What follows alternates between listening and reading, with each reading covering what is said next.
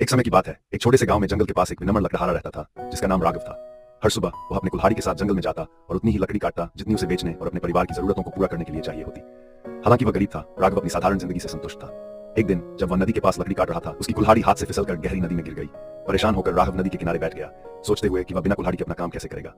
उसकी उदासी देखकर नदी देवी प्रकट हुई। तुम क्यों रो रहे हो भले लकड़हारे? उन्होंने पूछा। राघव ने अपनी परेशानी बताई और देवी मुस्कुराई। उन्होंने नदी में हाथ डाला और एक सुनहरी कुल्हाड़ी निकाली। क्या ये तुम्हारी कुल्हाड़ी है? उन्होंने पूछा। राघव ने सिर हिलाया। नहीं, मेरी कुल्हाड़ी साधारण लोहे की है। फिर देवी ने एक चांदी की कुल्हाड़ी निकाली। क्या ये तुम्हारी कुल्हाड़ी है? उन्होंने फिर पूछा। राघव ने जवाब दिया, नहीं, वह भी मेरी नहीं है। अंत में देवी ने उसकी साधारण लोहे की कुल्हाड़ी निकाली। क्या ये तुम्हारी कुल्हाड़ी है? खुश होकर राघव बोला, हाँ, यही मेरी है। देवी उसकी ईमानदारी से प्रसन्न हुई। क्योंकि तुमने सत्य बोला, मैं तुम्हें ये तीनों कुल्हाड़ियां उपहार में देती हूँ। उन्होंने उसे सोने, चांदी और लोहे की कुल्हाड़ियां सौंप दी। राघव गांव लौटकर अपनी खुशकिस्मती अपने पड़ोसियों के साथ बांटने लगा, लेकिन उसने अपनी साधारण जीवन शैली नहीं छोड़ी और हमेशा ईमानदारी और मेहनत को लोभ से ऊपर रखा। ईमानदार लकड़हारे की यह कहानी पूरे गांव में फैल गई और सबको सिखाई कि ईमानदारी का फल